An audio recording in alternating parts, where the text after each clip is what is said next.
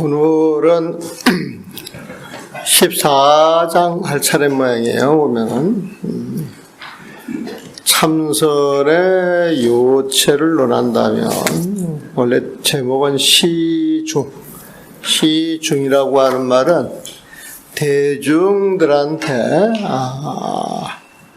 부처님의 법을 드러낸다, 그런 뜻이에요. 드러내가지고 보여드린다. 이 소리 보면 이제 법문한다 소리에 법문한다. 시중이라고 하는 말은. 그리고 우리가 제목을 참선의 요체를 정한다면 할 때 그 참선이라고 하는 것은 그냥 쉬운 말로 이야기를 하면 그냥 부처님 마음속으로 들어가는 것이다. 우리가 입선, 그것도 부처님 마음속으로 들어가는 거예요. 들어갈 입사잖아요, 보면은. 참선, 그러면은, 부처님 마음자리에 들어가서 그 부처님 마음과 함께 한다라고 하는 의미가 있어요. 같은 말이에요, 보면은. 그러니까 입선, 참선, 그 다음 또 좌선이라고 하는 말도 쓰죠. 그 좌선이라고 하는 건 부처님 마음자리에 들어가서 쫙 앉아있는 거, 그게 좌선이에요, 보면은. 그러니까 우리는 좌선, 그러면 자복에서 앉아있는 것만 생각을 하고, 참선, 그러면은, 선방에서 공부하는 스님들이 뭐 선방에만 탁 앉아있는 걸로 생각을 하고, 그렇게 이야기를 하는데, 사실은, 앉아있는 모습, 선방에 있는 모습, 그게 중요한 게 아니다. 지금 내가 있는 이 자리에서 내가 부처님 마음속에 들어가 그 부처님 마음을 쓰고 있느냐 쓰고 있지 않느냐, 이게 중요한 거예요, 보면은. 그래서 여기서 참선의 요체를 논한다면 이 말은 참선 그 자리에 부처님 마음자리에 우리가 앉아있는 그걸 놓치지 않으면 된다, 그렇게 이해를 하시면 돼요, 보면. 그래서 부처님 마음이라고 하는 것은 중생의 마음하고는 다르잖아요, 보면은. 그러면 중생의 마음, 부처님 마음 이야기할 때 가장 크게 다른 점이 뭐예요? 중생의 마음하고 부처님 마음하고 가장 크게 다른 점이 뭡니까, 보면. 중생의 마음은 나라고 하는 놈이 있어가지고 내 생각을 일으켜서 시비 분별을 많이 하고, 부처님은 상이 없기 때문에, 나 잘났어라고 하는 마음이 전혀 없기 때문에 어떤 대상을 해가지고 내 생각을 일으키는 그런 마음이 하나도 일어나지 않는 분이에요, 보면. 그래서 참선, 그러면 부처님 마음속에 부처님 마음속에 들어가 있다, 이 소리는 내 생각, 내 시비심, 내 분별심만 떨어지면 되는 것이다, 이렇게 이해를 하시면은 공부 다 끝났어요, 보면. 정말 그런 내용이 있는가 없는가를 글을 한번 보면서 봅시다. 만약 참선의 요체를 논한다면 방석 위에 앉아있는 것만 집착하여 혼침과 산란에 빠져들거나, 방석 위에 자복에 탁 앉아있는 건 이게 공부해가지고 앉아서 어깨 힘을 빡 준단 말이에요, 보면. 처음은 멋있는데 1시간이 지나고 2시간이 지나고 하루가 지나고 이틀 지나고 나서 해보니까 뭐가 있어요, 없어요? 공부를 해봤어야지 뭐. 공부를 해보면은 뭐가 없어. 그러면 애를 써도 바라는 건 안 나오면은 그냥 생각이 많아지거나 해도 이게 되는 게 아니야. 그러면 앉아서 그냥 그 자리에 늘어져 버려, 보면. 앉아서 늘어지는 게 혼치야. 이런저런 생각이 많이 들어가가지고, 내가 공부를 하는데 왜 공부가 안 되지? 잘하고 있는 거야, 못하고, 별의별 생각이 들어가는 게 산란이에요, 보면. 방석 위에 앉아서 혼침과 산란에 빠져든다, 이것은 공부하시니 안 된다 소리예요, 보면은. 또는 상쾌하거나 고귀한 경계에 떨어져서는 안 된다. 또 공부를 열심히 하다 보기도 갑자기 마음이 열려가지고 막 다른 세상이 보여. 막 좋은 세상이 보여, 보면은. 벽을 뚫어가지고 저 바깥의 이야기도 들려보면. 그래서 그걸 또 깨달음을 얻은 게 아닌가 싶어서 또 거기에 집착을 해가지고 내가 깨달아서 또 이렇게 이야기하시는 분들도 많아요, 보면은. 그런데 상쾌하거나 고귀한 경계에 떨어져서는 안 된다. 그런 경계가 일어난다 할지라도 참선하는 자리에서 내가 부처님 마음을 챙긴다. 부처님 마음만 챙겨야 돼. 내가 화두를 든다면 그 화두에만 내 마음을 챙겨야 돼. 내 호흡에 집중을 해가지고 나를 안정시키고 있다면 내 호흡에만 집중을 시켜야 돼. 보면은 공부하는 그 자리에 그 힘으로 좋은 경계가 드러나기도 해서 그 공부하실 사실 그 방해하는 경계인데 그 경계 딱 일어나면은 지금 내가 해야 할 일 그런데 신경 안 쓰고 내가 해야 할 일만 하는 거예요. 보면은 이와 같다면 모두 참된 도리를 알지 못하여 헛되이 세월을 보낼 뿐만 아니라 시주의 은혜도 보답하기 어려운 것이다. 공부를 하다 공부를 놓쳐가지고 딴 데 정신이 팔리는 사람들은 시주의 은혜도 갖기 어렵다 이 소리에 보면 이러다 어느 날 아침 문득 죽음을 맞이할 때 필경에 무엇을 가져다 의지하겠는가. 공부가 안 되고 갑자기 죽음이 닥쳐와서 저승길이 딱 눈앞에 보이면 어떻게 할 거냐 지금 물어보는 거예요. 그러면 이제 당신 공부 이야기를 해요. 내가 옛날 대중 속에서 두 끼니의 죽과 밥 먹을 때를 제하고는 방석 위에 앉지를 않았다. 방석 위에 앉지를 않았다. 이것은 잠을 안 자고 서서 주름이 몰려올까봐 주름을 물리치기 위해서 죽어라 공부했다고 하는 거 표시예요. 다만 아침부터 저녁까지 이리저리 걸으면서 걸음마다 화두를 조금 더 여의지 않을 뿐이었다. 이목만 치겠다는 거 보면 이와 같이 하여 새해가 지나도록 일찍 한 생각도 게으른 마음이 없었다. 3년 동안 죽어라 공부했다 이거예요. 그러다 어느 날 갑자기 고향 땅을 밟았더니 이 고향 땅이라고 하는 표현이 나오는데 고향 땅 이것은 본래 마음자리 부처님 마음자리라고 생각을 하시면 돼요. 자, 선녀를 배울 때 이것은 화두를 가지고 생사 해결하는 문제, 이걸 찝는 가르침에 보면은. 그래서 이 선녀를 봤을 때 무조건 좋은 이야기가 다 나오는 것은 깨달음으로 연결시켜, 깨달음. 그 깨달음 부처님 마음이에요, 보면은. 그 깨달음과 부처님 마음을 가기 위한 방편을 쓰는 것이 화두예요. 화두 보면은. 그래서 아침부터 저녁까지 이제 걸음마다 화두를 조금 더 예지 않을 뿐이었다. 이 화두 이야기를 하잖아. 이와 같이 하여 새해가 지나도록 일찍 한 생각도 게으른 마음이 없었다. 그러다 어느 날 갑자기 고향 땅을 밟았다. 자, 화두를 하다가 고향 땅을 밟았어. 깨달음이다 이 소리예요. 깨달음. 그 깨달음은 그냥 부처님 마음자리에 보면. 원래 한 걸음도 이 자리에서 옮긴 것이 아니었더라. 깨닫고 나서 내가 툭 깨달으니까 갑자기 여기서 부처님 세상으로 퉁 하고 튕겨 올라간 게 아니더라 이거예요. 보면. 깨닫고 나서 보니까 시비에 분별하는 마음으로 내가 늘 고향 땅이 있는데도 불구하고 늘 나그네 생활을 했던 거야 보면은. 그때 깨치고 나서 중생의 시비심, 분별심이 싹 사라진 그 자리를 보니까 나는 늘 그 자리에 있었어. 이건 다른 말로 바꿔 말하면 여러분들은 부처님 세상에 있어요? 중생계에 있어요? 중생계에 있죠, 보면. 중생계에 있는 것은 부처님 탓이에요? 여러분들 탓이에요? 여러분들 탓이에요, 보면. 그래서 이제 여러분들 탓을 하면서 부처님 세상으로 가려고 법문도 듣고 참선도 하고 연불도 한단 말이에요. 그래가지고 법문, 연불, 참선을 통해가지고 부처님 마음을 탁 가져보니까 그 마음이 새로 생긴 거예요? 원래 있던 거예요? 원래 있던 거예요, 보면은. 여러분들이 갖고 있던 그 중생심, 분별심은 어디로 갔어요? 그건 원래 없던 거야. 없던 걸 확실하게 알아버리고 사라져버린 거예요. 사라져버린 그 자리에 부처님 마음이 툭 튀어나왔단 말이에요, 보면. 그래서 원래 한 걸음도 이 자리에 옮긴 것이 아니었더라, 이거예요. 깨달음이라고 하는 것, 부처님 마음이라고 하는 것, 극락정토라고 하는 것은 사실 여러분들 본래 그 세상의 주인공이었는데, 어느 날 호련 무명으로 인하여서 그 무명을 통해서 아상을 일으켜가지고 시비 분별하는 마음 때문에 그 마음을 모르고 있다. 근데 이런 법문을 통해서 수행을 통해서 아상이 깨지고 무명이 깨지면은 부처님 세상을 나는 한 번도 떠나본 적이 없어. 본래 이 자리가 부처님 세상이었다. 있어요. 이게 한문 참 재밌는 건데 한번 읽어드려 볼게요.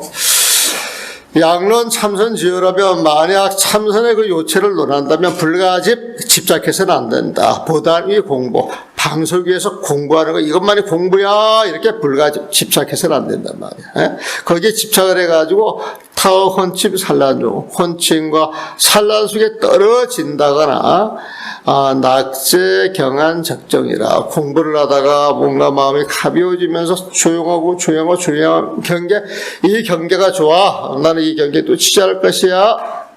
거기에 딱 떨어져서는 안 된다는 거예요. 총계 불각부지예요. 총계 이 모든 것은 불각부지야. 잘 모르고 있는 거야. 잘 모르고 하는 공부를 해서 비유 허상강음이라 헛되이 상강음 세월을 보낼 뿐만 아니라 난소 소화하기 어렵다. 시주 공양이라 시주의 공양물도 그런 식의 국물을 가지고는 난소 소화하기 어려운 것이다 말이야. 일조 안각에 일조 어느 날 안각 낙지지시 죽을 때를 당하여서 이 안각 낙지라고 하는 것은 눈빛이 땅에 떨어진다. 눈빛에 힘이 없어지는 거예요. 사람이 살아있을 때 살아있는 기운으로 눈빛이 형령하게 빛날 때에는 에너지가 많은 것이고 눈빛이 흐릿하면서 기운이 떨어져 나갈 때 그게 죽어나가는 기운이고 눈빛에 어떤 기운이 완전히 사라졌다 그러면 이제 표현이 이렇게 해도 되는지 몰라도 이제 죽은 동태 눈까지 돼버리면 죽은 거야 이거에 보면. 그래서 안광낙지라고 하는 것은 죽음에 떨어질 때 임종을 당할 때 그런 이야기에 보면 일조를 아침 안광낙지지시 일조 띄고 안광낙지지시 이렇게 붙여야 되는데 그 한문을 붙여쓰기를 잘못한 거에 보면 일조 띄고 안광낙지지시에 필경 자하 소요 마침내 무엇에 의지해서 그 임종을 할 것이냐 죽음을 맞이할 것이냐 그 이제 요게 이제 화두예요 사실은. 자 여러분들 공부한다고 했는데 보니까 공부를 잘못하고 있어요. 그렇게 공부를 해가지고 죽을 때 그 죽음에 대해서 죽음을 치고 당당하게 나아갈 길을 알고 있어? 딱 물어보는 거예요. 보면은 필경에 마침내 안광 낚시 죽을 때에 장차 하소야 무엇에 의지할 것이냐 이렇게 딱 물어본단 말이에요. 보면 여러분들 죽을 때 뭐에 의지하시겠어요? 내가 이제 고봉에 스님들이 이렇게 딱 물어봤을 때 답이 탁 튀어나오면은 더 이상 공부할 필요가 없는데 답이 안 나온다. 그러니까 이제 당시 공부 이야기를 해주려고 해요. 보면 산승이 내가 성년 제중에 성년 예전에 대중 가운데에 앉아서 공부할 때 제2시 죽바 두 때 죽과 밥 먹는 시간을 제하고는 부중상 보다니라. 일찍이 자벽에 올라가 편히 앉아 보지를 않았다. 여기에 죽과 밥을 두 때를 제하고는 이 소리는 선문에서 오로지 선정에 집중해서 공부를 할 때는 아침에 죽을 많이 먹습니다. 아침에 죽을 많이 먹어요. 그 다음에 점심에 이제 밥을 먹어요. 오후에는 오불식을 해. 그러니까 두 때 죽과 밥을 먹는다. 이게 공부하는 사람들의 일용양식이야, 이제 쉽게 말해서 보면. 이제 그걸 안 먹으면 이제 배고파서 공부를 못하고 또 병이 들 수도 있겠죠. 그러니까 두 때 죽과 밥 먹는 시간을 재해놓고는 부증산보다는 일찍이 자복에 올라가 편히 앉아서 공부해볼 생각을 안 했어요, 보면. 지시, 종주, 지모, 다만 아침부터 저녁 무렵까지 동행수행하며 동쪽, 서쪽, 이쪽, 저쪽으로 그 포행을 하면서 보보, 그 걸음마다 분리, 이 공부를, 나한테 떼어내질 않았고, 신신무관이라. 그 마음에 어떤 틈도 없이, 잡념 들어갈 틈도 없이 무감, 틈도 없이 공부에 몰입했다 이 소리에 보면은. 그래서 여시 이처럼 공부를 해가면서 경급 3제에 3년 세월을 탁 버리면서 정무 1년에 해태심이라가 일찍이 한 생각도 해태심이 없었어. 나태한 마음이 없다가 휴가를 공부한 거에 보면은 일일 어느 날 내가 갑자기 답착 자가자하네. 자가 내 집안 내 고향 땅을 답착 탁 밟았더니 내 집안 내 고향 땅 내 진짜 마음자리 부처님 마음자리를 탁 밟았더니 원래 살아왔던 내 모습에서 촌복 조그만 발걸음도 부정이야. 고향 땅에서 부처님 마음자리에서 부처님 그 자리에서 부정이더라. 조금 더 옮긴 적이 없더라. 그렇게 생각해서 보면은. 그러면서 이제 104페이지입니다. 혼칭과 한글부터 먼저 읽어요. 혼칭과 산란 및 희노애락에 그대로 진의 불성이며 지혜의 해탈이었다. 깨닫고 보니까요. 내가 깨어났던 모습도 부처님의 모습이었고, 내가 끄떡끄떡 졸면서 또 마음속에 여러 생각이 일어났던 것도 그대로 그 부처님의 모습이었다는 거예요, 보면은. 즉, 부처님 마음을 지니고 있으면서 나태하고, 어떤 잘못된 생각을 일으켰을 때에는 그대로 그런 생각이 사실 당신 모습이야. 하지만 근본은 변하지 않는 거예요, 보면. 인연 따라서 이런저런 모습을 이렇게 드러나는 모습을 보여줬지만은 내가 근본을 알고 있기 때문에 그게 허상인 줄 알고, 금방 지나간 줄 알고 거기에 연연해 하지 않았다. 이거예요. 내가 옛날에 같이 공부하는 스님한테 아유, 스님, 나는 이제 좀 게으르게 살라고 그래. 게으르게 살라고. 근데 그제부터 나오는 답변이 그래. 스님, 게으르게 사는 게 쉬운 줄 아는데 그거 쉽지 않아. 그래. 게으르게 사는 게 쉬운 줄 아는데 쉽지 않아. 그러니까 죽어라 바삐 살다가 한가하게 살려고 탁 마음을 먹게 되면 한가롭게 사라져요. 한가롭게 살려고 하는데도 마음속이 바빠요. 바쁘잖아요, 보면. 바쁜 거예요, 보면. 그래서 내가 내 습 자체를 탁 놔버리는 힘이 없으면 그 습을 벗어나기 되게 힘이 들거든요, 보면은. 혼침과 산란이 온다 할지라도 그런 과정을 딱 지켜보고 딱 끝나는 거하고, 혼침, 산란이 이거져가지고 거기에 끄달려가는 그 사막은 다른 거예요, 보면은. 그래서 우리가 부처님 마음자리 깨달음을 가지고 있다 할지라도 세상 사람들 살아가는 모습과 똑같아요, 달라요? 똑같은데 그 경계에 대해서 집착하거나 그 경계에 끄달리거나 이런 게 없다라고 하는 이야기죠, 보면.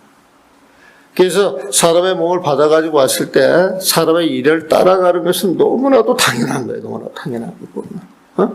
너무나도 당연한 것인데 그 당연한 것을 아니라고 억지로 밀어내면은, 당연한 것을 억지로 밀어내면 힘이 들겠어요, 안 들겠어요? 힘이 들게 보면. 그 누가 이제 파자소함이라고 하는 거, 화두를 물더라고. 거기에 대한 답변이 이런 식의 이야기로 답이 될 수가 있어요. 파자소함 뭔지 아시죠? 어떤 할머니가 공부 잘한다라고 하는 스님을 3년을 추가로 시복을 했어요.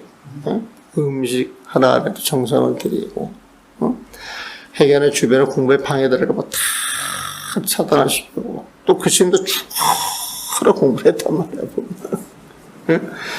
공부를 해가지고 한 3년 지나고 난 다음에 내가 시복한 스님이 공부를 잘했는가 못했는가 이제 시험을 하는 거야, 시험을. 그래서 한번 자기 손녀딸이 되게 이뻤던 모양이야. 뭐 천하절색이었던 모양이지 보면. 야, 너 스님 찾아가가지고 그 무릎에 한번 앉아봐 그랬단 말이야. 그래서 또 손녀가 또 천진했던 모양이지. 그래가지고 이제 스님 품에 안겨가지고 떡 무릎에 앉았는데 이제 그 노파가 물어보는 거야. 신임 경계가 어떠합니까? 예? 그랬더니 이렇게 답변을 어떻게 해요? 참바에 고목항구로 뭐 이제 이런 식으로 답변한 거예요, 보면. 당신이 이제 답변하기를, 나는 이런 상황이 온다 할지라도 그러지 공부하는 사람이기 때문에 딴 생각이 하나도 일어나지 않고 흔들리지 않고 그냥 마치 참바에 같이 탁 앉아있으면 그냥 고목항구로가 내 앞에 앉아있는 것 같다. 뭐 이런 식으로 답변을 했겠지. 그랬더니 노파 그 소리 듣고 3년 동안 헛공양을 올렸다고 막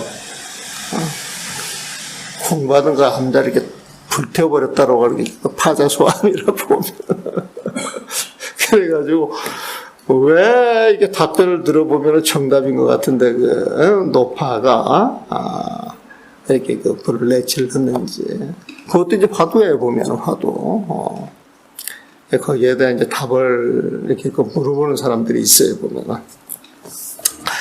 헌친과 살라빈 희노애락이 그대로 진여의 불성이며 지혜와 해탈이었다. 헌침살라는 희노애락이라고 하는 것, 인연에서 오는 것. 인연에서 오는 것. 그러니까 인연이 주어지면 그대로 희노애락을 따라가고, 헌침살라에 빠질 수도 있지만 거기 끄달리지는 않는 거죠. 그러니까 대신 서장에 보게 되면 이런 말이 나와요. 자기 아들이 죽어서 굉장히 슬퍼하는 아버지가 있어요. 슬퍼하는 아버지가. 그러니까 이제 대스님이 편지글로 답변하기를 아들이 죽어서 아버지가 마음 아파해가지고 슬퍼하는 건 너무나도 당연한 일이다. 너무나도 당연한 일이다. 우리가 초연하라 그러는데 그건 너무나도 당연하다. 하지만은 자식이 죽은 그 인연에 끄달려서 너무 슬퍼하게 되면 병이 올 수도 있잖아요. 또 그 병원에 의해서 빨리 죽을 수도 있잖아요. 자식이 바라는 건 절대 아닐 거란 말이에요, 보면은. 그래서 그 대예수님 하시니까 너무나도 당연한 거지만은 그 인연에 너무 집착을 해가지고 지나치게 끄달려서 일상에 공부가 흐트러지는 것, 이거는 옳지 않다. 이런 식으로 이야기하는 그 부분이 있어요, 보면은. 다만 이 사실을 알고 있는 사람을 만나지 못하여 아주 맛있는 우유죽이 독약이 되어버린 것이다 말이야. 이런 이치를 알아가지고 어떤 일이 온다 할지라도 끄달리지 않으면 될 것인데 이들을 모르기 때문에 거기에 끄달려서 그게 사람의 도리라고 생각을 하고 그게 자식한테 잘해주는 것이라고 생각을 했는데 그걸 통해서 자신이 망가지고 주변이 망가지면서 바람직한 모습이 아니라 피폐해진 그런 모습으로 드러나는 것, 이것은 맛있는 우유죽에 독약이 되어버린 것이다. 이 맛있는 우유죽이라고 하는 이 표현도 좋아요, 보면. 영리한 사람이 설사 그 잘못임을 바로 알아 온몸을 던져 공부하더라도 아침에 3,000방, 저녁에 800방을 때릴 테이니 무엇 때문인가. 이렇게 이야기를 해주니까 타도가 껄껄껄 울며 탁 알았다라고 해가지고 툭 튀어나오는 사람이 있다는 거예요. 스님, 스님 말씀하신 그것도 알았습니다. 툭 튀어나오면은 그 자리에서 3,000방 800방을 좁혔다는 거예요, 보면. 왜 좁히는 거예요? 이것도 화두예요. 이것도 화두. 영리하면 탁 깨쳐가지고 껄껄껄 웃으면서 이 도리를 알았노라 해가 탁 나오는데 그냥 좁힌다는 거예요, 지금. 그러면서 하는 답이 있네요. 지다는 한 글자가 온갖 제약의 문이다. 라고 말한 내용을 그대들은 어찌 보지 못했느냐. 이게 유명한 글인데, 지지일자 중묘지문이라고 하는 표현이 있고, 지지일자 중화지문이라고 하는 표현이 있어요. 이건 아는 거야, 아는 것. 지지일자, 암이라고 하는 한 글자가 중묘지문이라. 온갖 도리를 풀어내는 문이다. 그러니까 지라는 한 글자 그 지만 있게 되면은 84,000 모든 법을 확 풀어낸다는 거예요. 보면 지지일자 중매지문이라고 하는 거죠. 쉽게 표현하면 암이라는 한 글자로 세상의 모든 일을 다 풀어낼 수가 있어, 이런 말이에요. 이게 누가 이야기를 했느냐면 그 하택 신의 스님이 이야기해요. 하택 신의 스님이. 그런데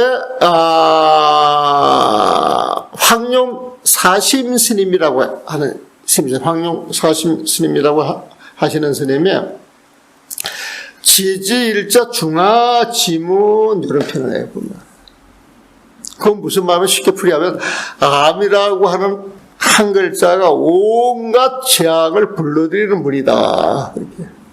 응?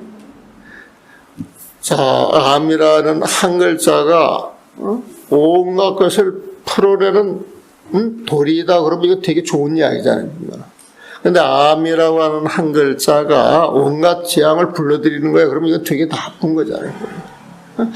암이라고 하는 글자가 똑같은 글자인데 하나는 재앙을 불러오고 하나는 온갖 도리를 다 풀어낸다 그러는데 앞에 암이라고 하는 글자하고 뒤에 암이라고 하는 글자하고 그 차이점이 어디에 있어요? 앞에는 부처님 마음이고요. 뒤에는 동생이 마음. 정답이에요, 정답. 풀이는 이렇게 쉽다니까. 근본을 알면 쉬워. 근본을 보면은 부처님 마음자리에 들어가서 그 마음을 쓰게 되면 하는 일 하나하나가 다 틀린 일이 되겠어요? 옳은 일이 되겠어요? 다 옳은 일이 되잖아요, 보면은.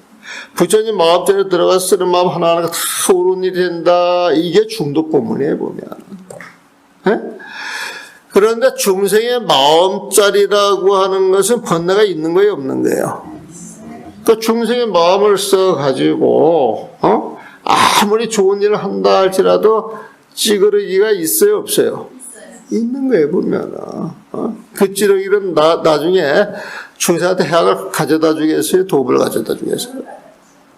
나중에 해악을 갖다 주세요, 보면. 네? 그래서 중화지문이라고 하는 거예요, 보면. 그래서 알지자를 써가지고 지혜지자를 이렇게 써놓잖아요, 보면은. 알지자하고 지혜지자를 써놨을 때, 지혜지자보다 더 수준이 높은 것은 암이라고 하는 이 글자라가 모든 걸 다 풀어내는, 오묘한 도리야. 그렇게 이야기할 때 지혜지자도 괜찮아요, 보면은. 암이라고 하는 한 글자가 온갖 재앙을 불러들인다. 그러면 지혜로운 거예요? 지혜롭지 못한 거예요? 기타의 지혜보다 낮은 거예요. 그러니까 똑같은 글자이지만은 부처님 마음자리에서 쓰느냐, 중생의 마음자리에 쓰느냐, 요 구분을 잘 하셔야 돼. 그래서 우리가 중생의 영역에서 마음을 쓰는 것이냐, 부처님의 영역에서 마음을 쓰는 것이냐, 중생의 영역에서 방편을 쓰는 것이냐, 부처님의 그 영역에서 그 방편을 쓰는 것이냐, 요거 구분하는 것이 불교 공부예요, 보면. 지라는 한 글자가 온갖 제약의 물이다 라고 말한 내용을 그대들은 어찌 보지를 못했느냐. 알았습니다. 띠처럼 알았습니다. 이건 암이에요, 아니에요? 근데 알았습니다 이렇게 띠쳐나온 건 나라고 하는 상이 있는 거예요, 없는 거예요? 두들겨 패야 돼요. 가만 놔둬야 돼요. 그래서 아침에 3천막, 저녁에 3천막을 좁힌다는 거예요, 보면은. 자, 한번을 봐드릴게요. 혼침도고 희노애락이에요. 혼침이다 도고다 희노애락이라고 하는 것이 즉시 진여 불성이며, 즉시 그 당체가 진여이고 불성이며 지혜해탈이라, 지혜해탈이 되는 것이다 말이야. 진여 불성 지혜해탈, 여기서 말하는 뭐는 요 네 가지 내용은 같은 내용이에요, 다른 내용이에요? 같은 내용은 뭐로 봐야 돼요? 부처님 마음으로 보는 거예요, 보면. 그 부처님 마음은 참으로 여에서 진여라고 그러고, 그 부처님 마음이 참으로 여에서 변하지 않는 성품을 불성이라고 그러고, 그리고, 그 마음대로 쓰이는 마음이 진짜 지혜이고, 그 지혜는, 그 어떤 것에도 구속을 받아요. 그 모든 것을 초탈해요. 초탈하는 게 해탈이에요, 보면. 그래서 진여, 불성, 지혜 해탈이다.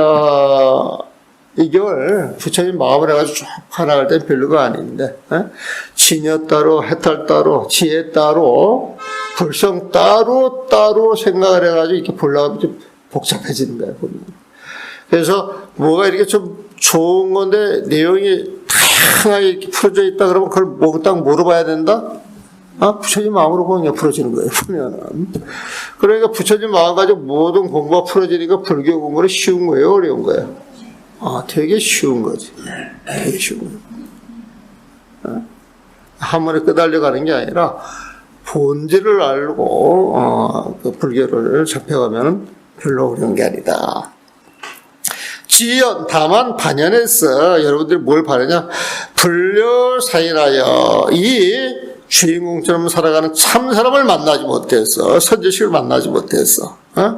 선지식을 만나지 못해가지고 늘 망념 속에 들어가니까 제호상리가 아주 맞추고 이 제호라고 하는 건 최특급의 우유예요. 보면 요즘 말하면 아주 고급 치즈라고 봐도 괜찮아. 그 제호라고 하는 게 그 우유도 젖을 짜가지고 이제 가공할 때 이제 요구르트도 만들고 그 다음에 라시도 만들고 요거트도 만들고 여러 가지 만들잖아요, 보면.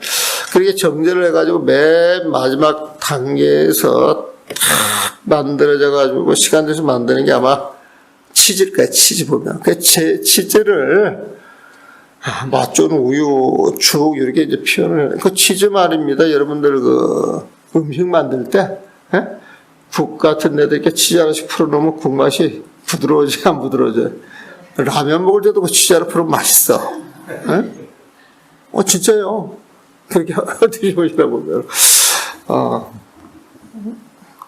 엉뚱한 데로 가는가.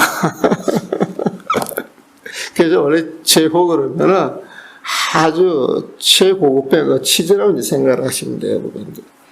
근데 이제 그렇게 안 풀고 그냥 맞춘 우유죽 이렇게 풀었어요. 제호 상리가 그 맞춘 우유죽이 번성독약이야. 도리어 잘 몰라서 그 독약이 돼버렸어. 영리하니 영리한 사람들이 지교 직하 지비하야 이렇게 법을 설하니까 지교 직하 지비 직하 이 자리에서 지비 맞았게 잘못된 거야. 그들을 알아가지고 전신 담아라도 온 몸으로 이걸 탁 받아들였습니다. 받아들여 스님 알았습니다 이렇게 이야기하는 놈이 있으면은 좋다 삼천이야 이런 놈은 아침에 3,000번을 좁혀야 된다는 거예요. 보면은 그다음 모타 800이야 아침 팔고도 뭐야 저녁 때까지 또 800번을 때려준다는 거예요. 보면 하고 뭐 때문이냐 기회 불견도와 그대는 불견도 말하는 것을 보지 못했느냐. 여기 도자는 말하다 뜻이에요. 말하다. 불견도. 말하는 것을 보지 못했느냐. 어떤 내용을 말했느냐. 지지일자 중화지문이라. 암이라고 하는 이 한 글자가 중화, 온갖 지향을 불러들이는 문이다. 이런 이야기를 들어보지 못했느냐.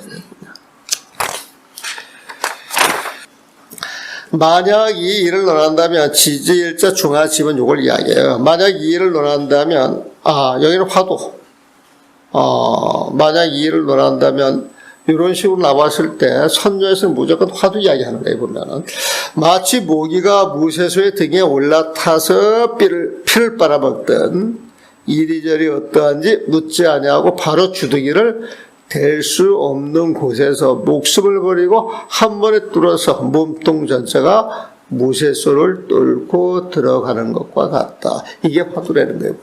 자, 여기에 무쇠가 있어요. 무쇠소가. 근데 모기 한 마리가 이게 딱 올라탔어. 올라타가지고 그 쇠로 된 소의 몸속에 있는 그 피를 빨아먹으려고 그래요. 보면은. 피를 빨아먹으라고. 그러니까 피를 빨아먹기 이렇게 간을 보면 들어갈 때가 있어요? 없어요? 없어요. 보면은. 근데 정말 피를 빨아먹어야 돼. 보면. 정말 이 피를 빨아먹자면 내가 죽어보면. 그러면 이 모기가 혼신의 힘을 다해서 그 무쇠소, 그 가죽이 아니지. 그 무쇠 몸을 뚫어야 된단 말이에요. 보면 화두라고 하는 것은 도저히 입댈 데가 없는데 입을 대가지고 생사를 돌아보지 않고 뚫고 들어가야 된다. 지금 요거 표시를 지금 하고 있는 거예요. 그러니까 무쇠수를 뚫고 들어가는 것 같다. 바로 이러한 때가 백천만의 향수 가운데 처해 있는 것 같이 온갖 보물을 취해도 다 처할 수 없으며 마음껏 써대도 다 없어지질 않는다. 화두를 딱 챙길 때 그 화두 입댈 때도 없고 손댈 때도 없고 망령을 일으킬 틈도 없이 그 화두에 몰입을 해가지고 그냥 이목구 속으로 확 들어가야 그래야 이제 문제 해결이 되지. 화두를 들면서 지갑 생각이 난다든지 전화할 때가 생각이 난다든지 부모 미생전이 생각이 난다든지 본래 면목이 생각이 난다든지 이런 식으로 이제 생각이 왔다 갔다 하는 것은 모기가 무쇠수에 그 피를 빨아먹으려고 이리저리 간을 보는 것 같은데 그런 식으로 간을 첫날 만날을 간을 봐도 그 무쇠수 피를 빨아보지 못한다는 거예요, 보면. 그래서 화두를 챙길 때에는 그 모기가 무쇠수를 뚫고 들어가듯이 자기 생명을 돌아보지 않고 모든 걸 다 바쳐서 확 뚫고 들어가야 들어갈 수가 있는 것이라는 거예요, 보면. 화두라고 하는 것도 최선을 다해서 일체 망념이 사라지지 않을 때 신통변화가 일어나는 것이지 이런저런 생각이 요리조리 일으켜가지고 절대 화두가 안 된다. 좀 그런 이야기가 똑같습니다, 보면. 그래서 이 모기가, 그 무쇠수 속에 들어간다. 그렇듯이 화두가 타파가 되면은, 바로 이러한 때가 백천만억 향수의 가운데, 백천만억 향수에 이건 부처님 세상을 이야기를 하는 거예요, 보면은. 향수의 가운데 처해 있는 것과 같다. 온갖 보물을 취해도 다 취할 수 없으며 마음껏도 다 없어지지를 않는 것이다. 이게 신통묘용이겠죠. 만일 뜻이 견고하지 못하고 마음이 한결같지 않아서 마음이 왔다 갔다 하는 걸 이야기해요. 늘어진다거나 동분소주하게 되면 설사 날아서 비상 비비 상천에 도달하더라도 여전히 하나의 굶주린 모기일 뿐이다. 이렇게 됐네요. 한문을 볼게요. 양론 차사이면 이런 표현이 많이 나와요. 만약 이 화두 논하는 이 화두 참고하는 일을 논하자면 문자 이 모기 문자에 보면 문자 모기가 상초로 상사하듯 초로 무쇠소 위에 올라타서 무쇠소에 그 피를 빨아먹던 갱 굶은 여하 약화하고 다시는 여하 약화 이렇게 하면 어떻게 될까 저렇게 하면 어떻게 될까 이런 저런 사정을 불만 조금도 묻지 아니하고 변약 하치 부득제 여기 이 자자는요 그 입구변에 하나 들어가야 돼. 이거 오자입니다. 오자. 불이 치자로 써야 돼요. 보면은 변향 하치 부득제야. 하치 부득자. 치로 불인데 불을 댈 수 없는 곳을 향하여서 원래 모기가 무쇠수를 타가지고 모기피를 빨아먹으려고 그러는데 그런데 그 모기 부리를 가지고 무쇠수를 빨아먹기 위해서 댈 수가 없는 자리에 보면은 그래서 하치 부득체라고 하는 건 입댈 수 없는 것, 도저히 입댈 수 없는 것 변향, 바로 그것을 향하여서 반명일차야. 반명 자기의 목숨을 내던지는 거예요. 내던지고 일차나야. 한 번에 그 무쇠수의 그 무쇠 피부, 무쇠 피부라고 좀 이상하네. 뭐라고 이야기해요? 무쇠 철판이라고 이야기를 해야 되는가? 무쇠 철판을 1차 한번 뚫어서 화신 투입이라. 몸 전체가 투입이야. 그 무쇠수로 쑥 빠져 들어간다는 거예요, 보면. 이게 화신은 몸 전체 그런 뜻이에요, 보면. 그래서 투입이야. 뚫고 들어가 버려요, 보면. 투가다 그런 표현 쓰죠. 정 입맛이 바로 무쇠소가 무쇠철판을 뚫고 뚫고 들어갈 때, 이 화두가 타파될 때를 이렇게 비유를 한 거예요. 화두가 타파될 때. 안 되는 화두가 이리저리 입댈 데가 없는 화두, 그 화두를 탁 타파할 때, 여처 백천만의 향수에, 백천만의 그 향수에 그 바닷속에 있는 것 같아서, 취지무증하고 온갖 법을 취하고 취해도 무질이야. 그 부분을 다 취할 수가 없고 용지무갈이라. 그 부분을 써도 다 쓸 수 없는 그런 신통명이 생기는 것이다.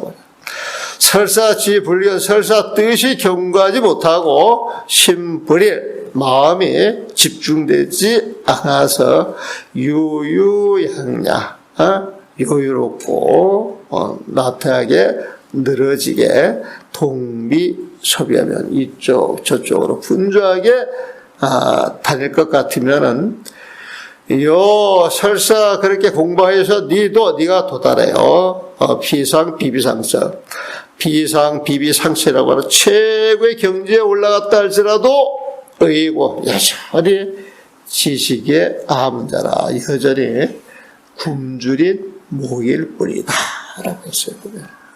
그래서 요거는 그런 이야기, 어떤 이야기냐면은, 화두를 참고할 때는 목숨을 던져놓고 참고를 해야 된다. 화두 참고할 때, 모기가, 무쇠 등에 올라타가지고 요리조리 간보듯이, 첫날, 만날, 간 보듯이 그런 식으로 이런저런 생각을 일으켜서 공부를 하게 되면 그런 공부는 도저히 안 된다. 이 화두라고 하는 것은, 딱 들었을 때, 그냥 모든 걸 다 받쳐서 뚫어야지. 그 화두가 타파돼야 공부가 되는 것이다. 그런 공부가 될 때 신통 변화를 쓸 수 있는 것이지. 그냥 적당히 공부하고 적당히 챙겨서 이런 식으로 공부를 해가지고 내가 공부한다 이런 식으로 공부를 해서 그게 세월이 쌓여서 그래도 공부하는 마음이 한결 같아가지고 일체 다른 생각이 일어나지 않냐고 종영계까지 올라갔다 할지라도 부처님 마음자리에서 봤을 때는 아직 중생심이지 굶주는 무기일 뿐이지 진짜 공부는 아니지 않겠느냐 그런 식의 이야기입니다. 보면. 그리고 여기 103페이지에 그 지지일자 설명을 해놨네요. 하택신에는 지지일자 중묘지문이라 하였고 말씀드렸죠. 중묘지문 온갖 도리가 풀어지는 문이라 그랬어요. 황룡사심은 지지일자 중하지문이라. 황룡사심 스님은 지라고 하는 한 글자가 중하지문이야. 온갖 재앙이 들어오는 문이다라고 표현하였다. 이 뜻은 지가 부처님의 경계에 있을 때, 이 지, 알지자가 부처님의 경계에 있을 때, 부처님의 지겠죠. 온갖 신통작용이 나오게 되나, 중생의 경계에 있다면 작용 하나하나가 모두 번뇌 덩어리라는 의미이다. 이런 데에서 중도의 의미를 제대로 아셔야 돼요. 그 중도라고 하는 것은 부처님 마음이 쓰여지는 지혜가 중도에 보면. 그래서 부처님 마음속에서 부처님 지혜가 나오고 부처님 지혜가 있다 이 소리는 부처님 지혜가 있는 자리에 부처님 마음이 있다 없다 있는 거에 보면은 그러니까 부처님 마음속에 부처님 지혜 있고 부처님 지혜 속에 부처님 마음이 있다. 그럼 그 법은 하나라도 틀린 법이 있겠어요 없겠어요? 그게 중도법이에요, 보면. 중도라고 하는 말은, 이쪽, 저쪽, 가운데 중이 아니에요, 보면은. 이 중이라고 하는 말은, 한치의 오차도 없다, 이 소리야.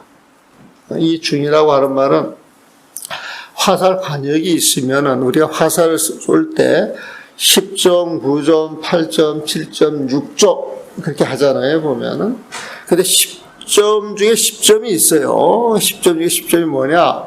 관역 가운데 화살이 날아올 때 그것을 이렇게 보는, 카메라가 있다 그러더만 보면. 그 카메라도 이렇게 보면은 정 가운데가 있어요. 그 정 가운데 탁 꽂히는 게 화살 관역의 정 가운데 꽂히는 것, 이게 중이에요, 중 보면. 그게 중자에 보면은. 그래서 중도라고 하는 건 한치의 오차도 없는 부처님 마음자리에서 나오는 도다. 법이다, 이렇게 생각하시면 돼요, 보면. 중도법이라고 하는 건 한치의 오차도 없는 법. 한치의 오차도 없는 법. 그래서 그 부처님 마음자리에 쓰여져야 한치의 오차도 없는 그 법이 쓰여지는 거예요, 보면은. 근데 중생의 경계에 있다면 작용 하나하나가 모두 모두 번뇌 덩어리라는 의미다. 이 지가 부처님의 경계에 있으면 활이 되나 다 살아나는 법이 된다는 거에 보면은. 근데 중생의 경계에 있으면 살이 된다. 다 죽여야 될 번뇌가 있어요. 우리가 살활 옛날에 내가 이 책을 고스님이 부탁을 해서 2000년도 내가 만났을 때 2000년도 만나가지고 그날 겨울에 내가 이 책을 쓰고 2001년도 아마 4월달 3월달에 성강에서 고스님이 이 원고를 가지고 강의를 해요. 보면은 강의를 하는데 그때 이제 고스님하고 나하고 이렇게 대치되는 부분이 있어. 고스님은 이 선녀를 봤을 때 공식화시켜서 보려고 그래. 살렸다 그러면 한번 죽이는 거야. 보면은 죽였다 그러면 이걸 다시 살리는 거야.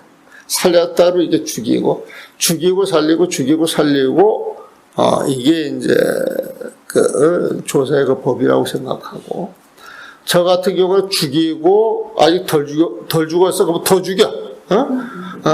더 죽여도 안 죽여. 이거 더 죽여. 완전히 죽였다가 다시 살려내고 살려내는데 또 거기에 집중하면 또 다시 한번 죽이고.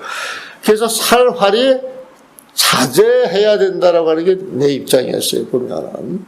그래가지고 앞에 부분을 한번 했는가 모르겠다. 한번 말씀 안 드렸어요? 앞에 하면서 말씀드렸지. 그 지나간 거야 보면은. 그 다음번에 이제 모병도 나오는데, 그래서 이제 그 살활을 가지고 이야기를 하는데, 활해가지고 살아난다라고 하는 것은 부처님 마음이 살아나야 되겠어요? 중생의 마음이 살아나야 되겠어요? 부처님 마음이 살아난다. 죽여야 되는 것은 중생의 마음을 죽이는 겁니다. 살할 때 중생의 마음이 있을 때 그걸 죽이고, 그걸 죽여서 부처님 마음이 드러나면 그걸 살리는 거예요. 보면 살은 하나는 부처님 마음이고 하나는 중생의 마음이다. 살리는 건 부처님의 마음을 살리는 것이요, 죽이는 것은 중생의 마음, 번뇌를 죽이는 것이다. 이렇게 정리를 하면 되게 쉬운 거야, 보면. 살활 해가지고, 괜히 어렵게 이야기할 것도 없고, 부처님 마음은 자꾸 살리는 것이요, 중생의 마음은 자꾸 죽여야 할 것이다. 이렇게 정리하면 배려가 돼, 보면. 그런 부분이 있었고, 그 다음에, 내가 이걸 정리한 겁니다. 참선의 요체는 앉는 것이 아니라 화두가 끊어지지 않는 데 있다. 그러니까 우리가 화두를 한다 그러니까 시삼마 해가지고 그 화두를 하는데, 그런 거 공부를 할 때에는 부처님 마음을 쓰고자 하는 데 있어요, 보면은. 그러니까 부처님 마음을 써가지고 그 부처님 마음이 이어지지 않으면은 참선 속에 들어가 있는 거야. 깨달음 속에 들어가 있는 거야. 부처님 세상 속에 들어가 있는 거야, 보면은. 그러니까 화두라고 하는 것은 그런 마음을 단시간 내에 깨쳐서 그런 마음을 내가 지니고 살자라고 하는 것이 화두의 의미예요, 보면은. 그래서 그 화두라고 하는 것은 생활 속에서 내 마음이 끊이지 않고 씌어졌을 때 하는 일마다 화두가 되는 거야. 화두는 그 자리에서 직방에 해결해야 할 일이라고 내가 말씀을 드려요. 밥을 할 때는 밥 짓는 데 집중을 해야 돼요. 우리가 옛날에 불을 떼가지고 밥을 할 때에도 그 불 조절을 어떻게 하느냐에 따라 가지고 진밥이 되고 탄밥이 되고 누른밥이 되는 거예요, 보면은. 그래서 그것도 안 태우고 밥을 잘 하려고 그러고 불 조절을 잘 해줘야 되거든요, 보면. 정성이 안 들어갈 수가 없어요, 보면은. 근데 불을 훅 집어넣고 내가 다다른 레몬다 경을 레몬다 해가지고 정신 잠깐 쓰는 사이에 불이 더 강하게 붙는다든지 불이 죽어버리면 밥에 문제가 생기잖아요. 운전할 때도 마찬가지예요. 그러니까 여러분들 생활 속에 어떤 일을 할 때 그 일에 대해서 망념이 없이 최선을 다할 때 뒤탈이 없어. 일도 잘 되고 또 그런 모습이 아름답고 신뢰가 가는 거예요, 보면. 그래서 화두라고 하는 건 생활 속에서 우리가 잘 살기 위해서 화두를 하는 것이지, 화두에 매몰돼가지고 화두에 집착을 해가지고 모든 생활이 망가지는 그 화두는 그 진짜 화두 아니에요. 화두를 잘못 가르치고 화두를 잘못 공부하는 게 아닌가 생각이 들어요. 보면. 그래서 화두가 정말 좋은 것이고 다 부처님을 만드는 것이라 그러면은 우리가 40년, 50년 동안 화두 이야기를 해왔잖아요. 보면은 그럼 그렇게 화두를 해온 사람들이 잘 돼야 돼요, 못 돼야 돼요? 화두를 해가지고 잘 돼서 지금 세상에 나오신 분들, 아주 훌륭하신 분들 누가 있는가 한번 이야기를 한번 해보세요. 예? 없다면 이거 문제 있는 거 아니에요, 보면. 우리가 문제 진단을 정확히 해야 된다니까, 보면. 그래서 내가 80년대 그 초반에 선방에 가가지고 내가 기겁을 했던 게 이래가지고는 공부 아니다. 나는 이게 한철 사니까 알겠던데. 한철 사니까 알겠어요, 보면은. 그래서 이래서는 안 된다, 이래서는 안 된다. 아무리 노력을 해도 내 말을 누가 알아줘야 안 알아줘요. 응? 그래서 그냥 혼자 사는 거예요, 보면은. 어저께 활성스님 만났구나, 아침에. 응? 활성스님 누군지 아세요? 요즘 여기저기에서 기본불교, 기초불교, 원시불교 이야기를 하잖아요, 그쪽에 대장택이라, 원래 암부터 다시 시작을 해야 된다 그래가지고, 여러분들 고요한 소리 아시죠? 그거 시작하신 분이에요. 시작하신 분이에요. 그래가지고 강목스님도 그 밑에서 이제 배출이 되고, 그걸 통해 가지고 이제 초기 불교 가지고 왔다 갔다 공부하신 분들이 있는데, 그분도 이렇게 만나서 이야기를 해보니까 지금 2002년도에 그 실상사 앞에 고유한 소리 역경원이라고 이제 써가지고 조그만 책자 아시죠? 그거 내는데. 근데 그분도 거기 들어오신 지가 이제 22년 됐더만, 22년.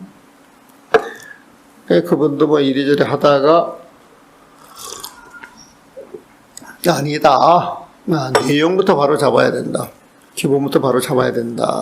그래가지고 이제 그 암 쪽에 그 경전들 이제 번역을 해서 많이 유표를 하셨죠. 화두가 끊어지지 않는 데 있다. 존재하는 자리에서 번뇌 자체가 진여의 불성을 알지 못했던 것은 안다라는 아르마리 때문이다. 이 안다라는 아르마리 요것이 이제 아상이다 이 소리겠죠. 좌선의 형식에 치우치지 않으며 아르마리를 버리고 우직하게 이어지는 화두를 챙기고 있을 때 참 깨달음은 온다. 이렇게 정리를 해놨습니다. 오늘은 여기까지만 하고 질문 있으면 질문하시죠. 질문이 없으면 여기서 마무리하겠습니다. 수고하셨습니다.